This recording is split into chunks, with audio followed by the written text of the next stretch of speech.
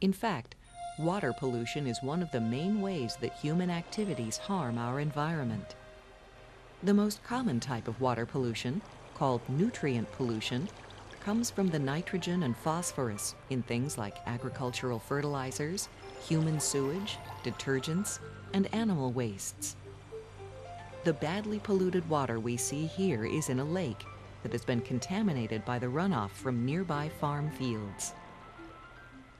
In this case, all of the extra nutrients in the water act like food and cause the lake's natural population of microscopic plant-like creatures called algae to grow very rapidly, creating what is called an algal bloom.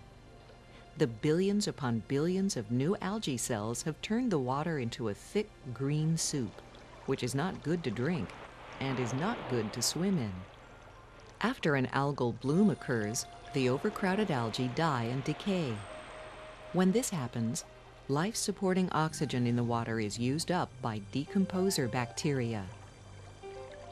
This can create areas of water called dead zones, where very few aquatic creatures can survive due to the lack of oxygen. In the USA, one quite famous dead zone, created mostly by nutrient-rich farm runoff carried down the Mississippi River, develops each year in the Gulf of Mexico, right in the same area that was recently damaged by polluted water from the worst oil spill in U.S. history. Because when oil escapes from drilling platforms or from damaged tanker ships, it harms seabirds and poisons creatures that live in the water. In fact, both oil and nutrient pollution have done serious damage to the shrimping and fishing industries in this area of the United States. But nutrient pollution occurs all around the world.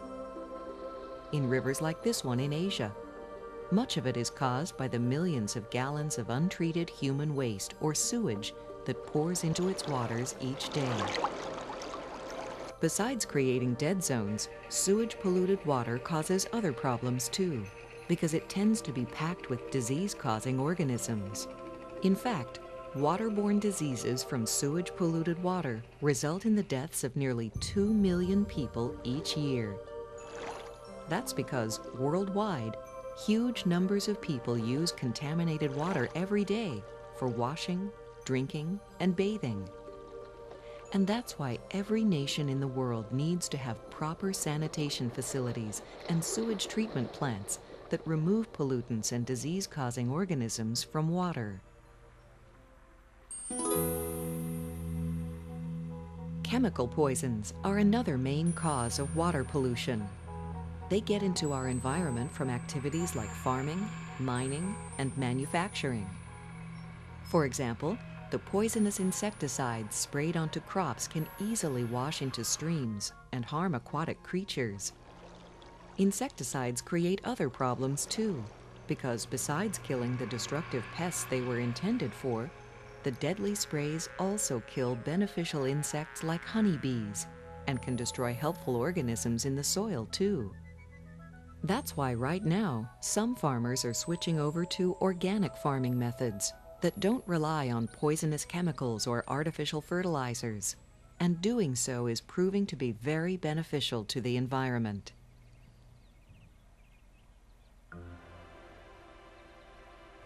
Carelessly discarded trash is creating another big environmental problem in the world today, in part because these materials easily find their way into streams and oceans.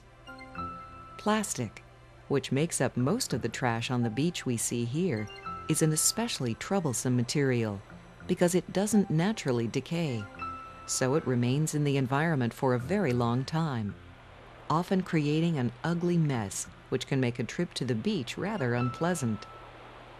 It's interesting to note that way out in the middle of the Pacific Ocean is a huge area of water that environmentalists call the Great Pacific Garbage Patch. It's twice the size of Texas and is estimated to contain about 100 million tons of floating plastic waste. All that trash harms the ocean environment. Sea turtles, for example, are dying from swallowing plastic bags, which they mistake for the jellyfish they like to eat.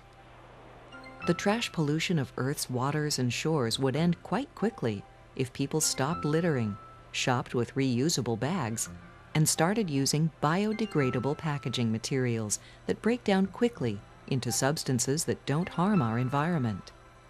The main thing to keep in mind is that when it comes to our environment, everything that we do matters tremendously, and that's why we need to be so careful about how our actions are affecting the delicate web of life on our planet.